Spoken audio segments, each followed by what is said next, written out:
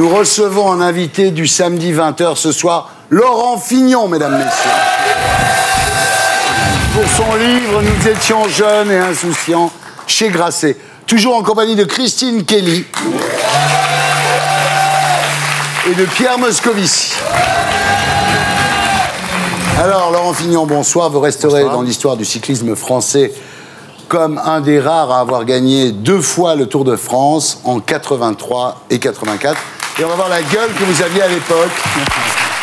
Et il reçoit ici le maillot de leader, le dernier maillot, sous l'œil intéressé de Laurent Fabius, Premier ministre, et Jacques Chirac, maire de Paris. Voilà, Laurent Fignon. Voilà, mais vous resterez encore plus comme celui qui l'a perdu de 8 secondes à la dernière étape en 89. Voilà, vous n'avez pas égalé le palmarès de Louison Bobet. Vous racontez tout ça dans un livre qui paraît cette semaine. Et vous annoncez parallèlement votre cancer, Laurent. Oui. Pour faire le buzz, vous êtes champion, vous. Pas fait exprès. Ouais. C'est les concours de circonstances. Le livre était terminé et j'ai appris un petit mois après que j'avais malheureusement cette maladie. Ouais. Oui. Si vous propose le pot belge pour guérir ça, vous dites non. Hein. Quoique, si ça se trouve, personne n'a jamais essayé. On reconnaît le cycliste.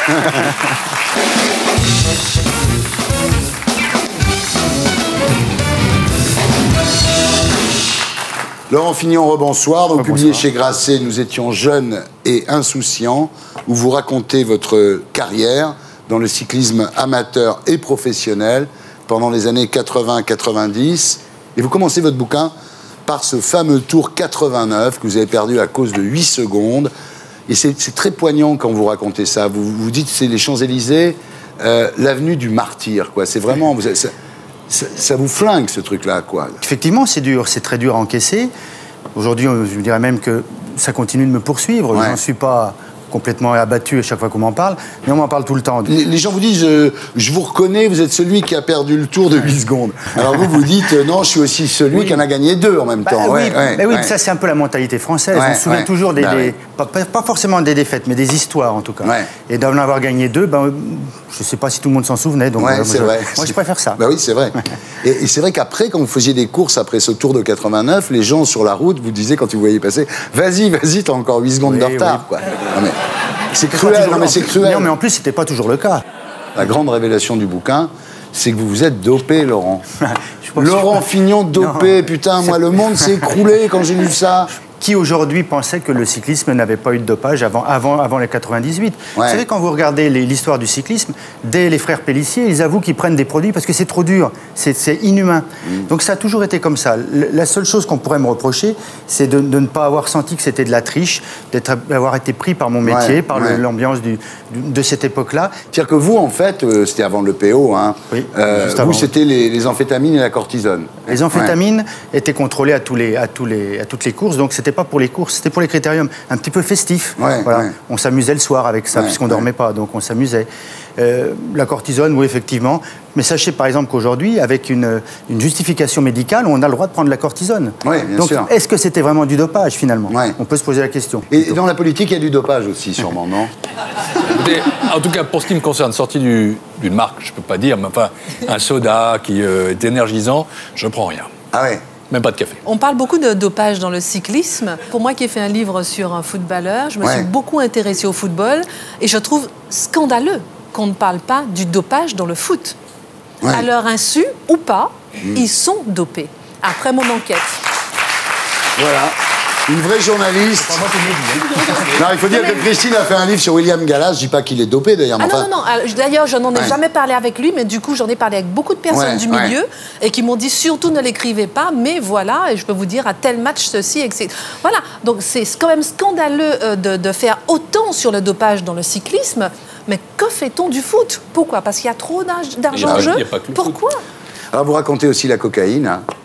Alors ça c'est... Ah oui, mais ça m'intéresse beaucoup, évidemment. Mais c'est du passé, hein, je dis ça. Moi aussi. Oui, vous aussi, d'ailleurs, on est entre repentis, finalement. Vous parlez du Tour de Colombie en 84. Vous racontez qu'il y avait des suiveurs qui avaient des kilos de coke dans le coffre de la voiture, quand même. Je vais me mettre au vélo, moi. Non, c'est fini, je pense. C'est l'époque des narcotrafiquants. C'est vrai... C'est vrai qu'à cette époque-là, les narcotrafiquants aimaient beaucoup le vélo. Le vélo était très supporté en Colombie par ces gens-là. Et Michel Drucker, vous croyez qu'il quand il fait le Ventoux, Michel, je suis sûr que non. Il prend des trucs, Michel. Non, j'ai roulé avec Michel et je peux vous dire que non, ça fait pas cet effet-là. Non. Il monte le Ventoux sans rien. Il va trop doucement, Michel. C'est pas possible.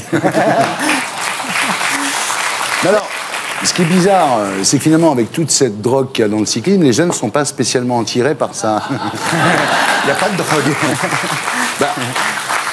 Sérieusement, quand vous commentez le Tour de France pour France 2, comment vous pouvez continuer à admirer ces gens-là alors que vous savez qu'en fait, ils sont un peu aidés? Moi, quand je commande, je suis plutôt du côté technicien. Donc, j'explique ce que vous voyez à l'antenne. J'essaie de vous dire pourquoi ça roule vite, pourquoi ça roule pas vite, quelle tactique il peut y avoir. Après, effectivement, de temps en temps, il y a des choses qui me semblent un peu bizarres, mais je ne peux pas non plus prendre position définitive, je ne le sais pas vraiment. Ça fait quand même 10 ans qu'il n'y a pas eu un vainqueur du Tour autour duquel il n'y ait pas eu des rumeurs, des bruits, des soupçons ou des condamnations. Et ça, je le dis encore une fois, en amoureux du Tour, c'est quand même très perturbant. Quand tu vois passer Armstrong qui monte l'obisque à 75 km/h, non mais je suis obligé de vous dire, il y a un truc quand même. Sans transpirer, sans transpirer. Une fois en bas, une fois en haut. Une fois, c'est bien. Je me souviens d'avoir suivi une étape contre la montre du Tour, c'est entre Fribourg et Mulhouse, et j'étais derrière l'Allemand, là, comment s'appelle-t-il Ulrich. Et alors, il a foncé pendant 60 km sans se relever, sans respirer, etc. Comme une flèche. Puis j'arrive, et puis il était second. Parce qu'Armstrong avait été plus vite. Mais en fait, ça n'empêche pas les gens de regarder le Tour de France. Hein. Heureusement. Non, mais c'est bizarre quand même. Ils savent que les mecs sont un peu aidés, quoi. Ça change rien de l'effort. L'effort est toujours le même si on va un peu plus vite, si on a l'impression que c'est un peu trafiqué. L'effort est toujours le même. Vous êtes tous montés sur un vélo, vous avez vu comment c'était dur. Rouler vite, c'est rouler vite qui est dur en vélo. Alors, Christine, le CSA, là, qui est tellement soucieux qu'on fume pas à l'écran, qu'on boive pas de champagne à l'écran, mais quand vous voyez le Tour de France, vous dites rien, le CSA, là? Non, mais quand je vois le Tour de France, personnellement, là je parle à titre personnel, je suis très surprise par les marques qui apparaissent. Ben voilà, tiens. Quand je regarde Roland Garros, idem. Quand je regarde une course à la voile, idem. Et justement, j'enquête pour savoir pourquoi il y a autant de marques qui apparaissent. Ils ne savent pas sur qui ils sont tombés, là, les mecs. Là. Bravo. Voilà, donc vous apprêtiez à sortir ce livre qui, je le dis, est vraiment passionnant. Et là, vous avez appris le 20 mars que vous aviez le cancer. Quoi. C'est un cancer des voies digestives, voilà, c'est tout ce que l'on sait. Donc, vraisemblablement, plutôt estomac-pancréas.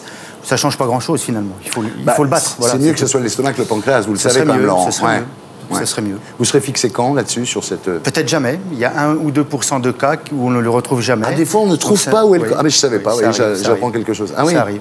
Ça n'empêche pas de guérir.